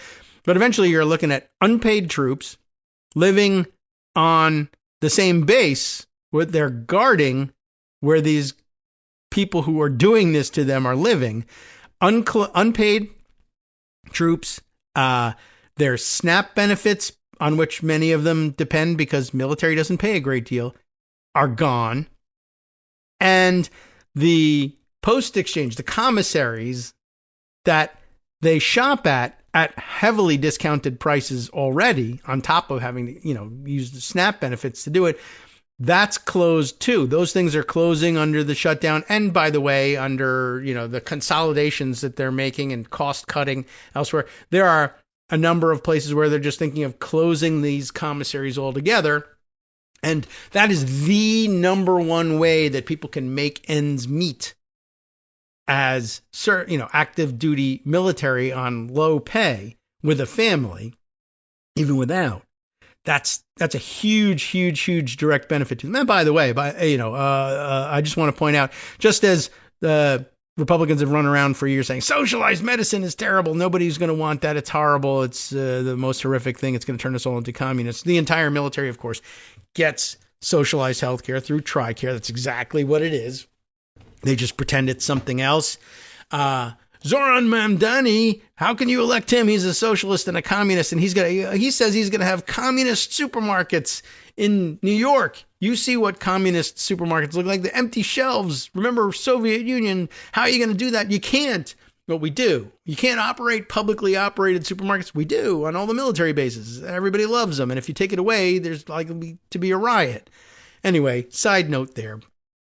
If you close the commissaries, suspend SNAP because of the shutdown, stop paying the troops because of the shutdown, and, by the way, purge all of the brass and leadership that the troops who guard these bases are used to and loyal to, essentially, even if they don't particularly care for them personally or even know them personally. But if you dismiss their established leadership and replace them with people who are known to be, the only reason they got the job is that they were regime loyalists, and the regime is starving you and saying, by the way, ignore the hunger pangs, guard the gate. I need to get to the best housing on the base. I need to live in a beautiful, that's not necessarily a beautiful mansion all the time. I need to live in this lovely single family home while you're in the barracks starving. Please guard the gate. How long does that go on? For how long are you safe doing that? I think that's a fair question. So, yeah, that's an issue too, and I thought that we should bring it up and you should think about it while we're considering the urgency with which both sides, I guess you could say, are interested in solving the issue and bringing the government back online. Yes. Anyway. Otherwise, oh yes, and a good point here. Is this in response to what's actually going on here, or is this happening elsewhere? Perhaps it is. Okay. At any rate, let's move on to a couple of the other issues that are standing by. I just thought that was an interesting weekend discussion to be having. Kash Patel, director of the FBI, appears to be a bit of a jerk, as it turns out, and in a new and exciting way. The New York Times reports that the FBI director is said to have made a pledge to the head of MI5, British domestic intelligence, right? MI5, and then broken it. Do they like that? They do not. The episode has contributed to concerns among intelligence allies that Kash Patel, brash and partisan, is also, like his orange-faced boss, unpredictable and even unreliable. Well, that's not good, intelligence-wise. Adam Goldman reports this from London. At a secret gathering in May, south of London, the head of Britain's domestic security service asked Kash Patel, the FBI director, for help. Oh, well, that was dumb. British security officials rely on the Bureau for high-tech surveillance tools, the kind they might need to monitor a new embassy that China wants to build near the Tower of London, for instance. The head of MI5, Ken McCallum, asked Mr. Patel to protect the job of an FBI agent based in London who dealt with that technology, according to several current and former U.S. officials with knowledge of the episode. So, government shutdown, dodgy, what have you. Please don't eliminate the job of the guy who will tell us if they overhear the Chinese plotting to kidnap the king. I don't know, whatever it may be. Do anything. Just tell me what's going on. We want to use that surveillance technology. We don't fire the guy who does that, please. Well, simple enough request and a good one to answer to. And Mr. Patel agreed to find funding to keep the posting, the official said, but the job had, for some reason, already been slated to disappear as the White House moved to slash the FBI budget. The agent moved to a different job back in the United States, saving the FBI money, but leaving MI5 officials incredulous. Like, yeah, that's not only because you promised us that wouldn't happen, but because now we're your allies. You're just going to save money. You're not going to share intelligence. Really? That doesn't seem like a good investment at all. It was a jarring introduction to Mr. Patel's leadership style for British officials. They had long forged personal ties with their U.S. counterparts, as well as with 3 other close allies in an intelligence partnership known as the Five Eyes. It doesn't matter that it has a fancy name. If you're watching The Diplomat, you see that they're supposed to have that kind of relationship. But I don't think things work out very well when it goes sour on TV or in real life. But the relationships among the organizations matter because many top national security officials view trust and reliability as paramount to sharing critical information with allies, particularly in a business that sometimes involves lying to one another. They try not to do that. Vital for communications between agency directors and hard to restore once lost. Just ask Mr. Darcy. And this time it makes more sense because British. On the same day in 1946 that Winston Churchill delivered his Iron Curtain speech in the United States, okay, fine, Britain and the United States secretly signed the pact that formed the basis for their intelligence alliance. It was an outgrowth of their collaboration during World War II. The partnership expanded during the advent of the Cold War to include other countries, Australia, Justin Wolfers, Canada, our friends to the north who are now pissed off at us with reason, and New Zealand, pissed at us, also with reason, but from further away, even than Australia, earning it the name Five Eyes. There you go, 5. Not 5 guys, those are hamburgers. 5 eyes, this is intelligence. Although we might as well, at this point, hand over the intelligence operations to 5 guys as well. All rely heavily on American intelligence to keep their countries safe. Though the FBI is a criminal investigation agency, it's also a major part of the Western intelligence gathering community. Alongside other U.S. agencies like the CIA. The CIA? Yes, that's right, Sean Connery, the CIA. The FBI has offices in embassies around the globe. Mr. Patel's inexperience, his dismissals of top FBI officials, and his shift of bureau resources from thwarting spies and terrorism have heightened concerns among the other Five Eyes nations that the bureau is adrift. According to the former U.S. officials and other people familiar with the Allies' reaction to the bureau changes, Five Eyes officials have watched with alarm as Mr. Patel has fired agents who investigated President Trump and invoked his powers to investigate the president's perceived enemies. The officials and others spoke on condition of anonymity for fear of retribution, even from other countries probably. The shift under Mr. Patel, and I guess that's something you have to fear, right? You might have been saying, what are you worried about? You're from an entirely different country. Patel can't visit retribution on you, but what if he does something like, yes, I can. I'm firing the guy that gives you all of our intel. The guy who answers the phone over here and hands it to you. Whatever. But he did. The shift under Patel has struck directly at the Five Eyes relationship through the removal of senior agents who spent years fighting Islamic extremists or blunting counterintelligence threats alongside operatives from allied countries.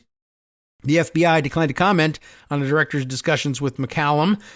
The representative of the British Home Secretary, Shabana Mahmood, whom Mr. McCallum reports to, said her office does not comment on intelligence matters. In all of my life, 32 years in the business, I have never seen a law enforcement or intelligence organization like the Bureau be directed to go after people purely on political vindictive reasons, said Phil Gursky, a former analyst with Canada's intelligence and cryptologic agencies. In a Western democracy, that's unheard of. It's every day in Russia and China, just not here. Mr. Patel, who lacked the deep experience of his predecessors and is unabashedly partisan, has had a rocky introduction to his Five Eyes allies. Well, say that 10 times fast. On a visit to New Zealand in July, he brought a plastic 3D printed replica pistol, or several of them, in fact, as gifts to senior national security officials, but they were illegal under local laws and had to be destroyed. That's not great. You remember that story. To ensure compliance with firearms laws, I instructed police to retain and destroy them, said New Zealand's police commissioner Richard Chambers. According to the AP, which previously reported on the episode, Mr. Patel had gone to Wellington to open a new FBI office, an initiative that former agents had questioned as the Bureau faces budget deficits, right? Okay, it's actually not a bad idea, and I probably would have, I guess, absent anything else, approved the expenditure to open an FBI office in Wellington. Because why not? Five Eyes ally, you should have an office there. So it makes a certain amount of sense, but I guess I'd also likewise say, well, if we're short on funds or we're trying to save, maybe I don't open an office in Wellington and use that money instead to save the office in, the intelligence sharing job in London. Can't we do that? But I guess they decided not to. Mr. Patel also visited Australia, where he had suspended the Bureau's top representative in that country because she had taken a knee during racial justice protests in 2020. He later fired her, so he was mad about that from 5 years ago. The FBI's relationship with MI5 is arguably the most important in Five Eyes, so F it, let's ruin it. A bond that dates back to at least 1938, when the two agencies investigated a hairdresser from Glasgow for providing military secrets to the Germans. I mean, it sounds corny, but it's supposed to illustrate how far back the relationship goes. The two agencies work closely on many operations. Mr. Patel's trip to Britain in May was the kind of gathering that top national security officials often regularly attend, a conference with other Trump administration officials and their Five Eyes peers to discuss such issues as counterterrorism and cybersecurity. Organizers also set aside time for principals to meet to discuss specific investigations and to get acquainted. Held at Southgate, a luxury hotel in the Sussex countryside that boasts Michelin-starred cuisine, the event was codenamed Gold Sycamore by British officials. Very sneaky sounding, I don't know. Patel's visit started awkwardly before he even arrived. His eyes were popping out of his head and they thought that was weird. He was slated to land at Stansted Airport outside London, but he sought, I guess, instead to fly to an airport closer to the hotel. British officials denied the request, making clear that dignitaries must use Stansted for security reasons, according to one of the former officials and another person familiar with the interactions. They said that during the trip, the Royalty and Specialist Protection Command of the Metropolitan Police told the FBI that Patel's security detail could not be armed. That won't go over well. Britain has strict gun control laws, so does New Zealand, but he didn't care about those. And the police limit armed details based on risk assessments. In the movies, they're all armed, but hey, what can I tell you? The police assessment on Mr. Patel found he didn't meet the threshold for an exemption, like perhaps a president would. The details for the heads of the CIA and the National Security Agency were armed, other U.S. officials said. That discrepancy prompted an emergency meeting between the FBI and British security officials. The British officials held firm. An FBI official who spoke on condition of anonymity denied that there had been a dispute at all. He acknowledged that the director had in the past pressed people on why FBI details aren't always granted allowances that other agencies got, but that he was seeking equal treatment for them, not for himself. I see. The official also said discussions about flying into Gatwick involved a scheduling issue. The conference had a detailed agenda. Mr. Patel complained about the number of meetings, one of the former officials said, as well a well-known gripe of his. Oh, I thought there was going to be a whole list of things. He didn't like the number of meetings. It's about meetings. The job's about meetings. The FBI official said Mr. Patel did not object to meetings, but was rather trying to figure out which ones were essential so he could fit in other important work, although I bet it was recreation. Instead, the gathering was relatively informal, but even so, Mr. Patel surprised other attendees when he arrived wearing a trucker hat and a green hooded sweatshirt. The former U.S. official said Mr. Patel frequently attends official events without wearing a suit, breaking with FBI tradition. McCollum, a Scot known for his discretion and mild manner, was close to Mr. Patel's predecessor, Christopher Wray, and he was waiting, and when Mr. McCollum asked Mr. Patel to keep the agent's key position in London, Patel told him that it would not go away and that money would be found to keep the agent in London, according to two U.S. sources, but the funding for that position had already been cut before Patel left for Britain. That makes things tough. It was not clear whether Patel was aware of this at the time he made the pledge to MI5, though his aides had been briefed beforehand about the cut. Two former officials said Patel ultimately refused to reallocate funding for the role because of the costs associated. According to three of the current and former U.S. officials, before leaving Britain, Patel and his girlfriend, of course, joined the other security and intelligence officials for dinner at Windsor Palace with King Charles III, according to two former officials. At the end of the night, the group gathered for a photograph. Mr. Patel stood next to the king. Did he wear a hoodie? That I'm not sure about. But of course his girlfriend went, because the story last week on Patel was that he's flying the FBI jet back and forth to his girlfriend's events and taking her out on dates on the plane. So, cutting costs, eliminating costs, sharing intelligence with Five Eyes partners, but yes to flying back and forth and around the world with the girlfriend. Anyway, he was going, didn't cost that much more in fuel to fly her too, but there it is. All right. Other stuff that maybe we can shoehorn in. Why don't we try this one? This might be a little bit complex. Do we try to get Steve Vladek's explanation of the SNAP case's procedural posture, or will that take 20 minutes? I'm not really sure. All right, why don't I try a different one? Something entirely different that is worrisome and so far for me inexplicable. But as word reaches us that Ghislaine Maxwell is now petitioning Trump for commutation of her sentence, and everybody's kind of been waiting on that one and expecting it to come at any moment. There's another thing that goes along with this other weird pardon, and maybe yes, maybe no, and maybe I can pardon state crimes and people will let me get away with it. I don't know. As I was thinking at the time, I'm like, well, again, up to now, the Constitution's been pretty clearly understood generally on that one. Yes to federal crimes, no to state crimes. But what if they just let me? After all, we got people being let out of prison on the rumor that Trump might eventually pardon them. What? How does that happen? I don't know. Here it is. There are mechanisms for doing it. It just doesn't make any sense. I'm reading this Substack titled Disaster Girl. This is Jacqueline Sweet's Substack, Disaster Girl. The title of this one, FBI informant. FBI again. FBI informant who lied about Biden's quietly released from jail, sparking Trump pardon fears. What's interesting to me is it's not released after Trump pardon, but sparking Trump pardon fears. Alexander Smirnov, remember him? Maybe not. Was quietly furloughed from prison months ago. Now that's how it would work, right? A totally separate system of furloughs.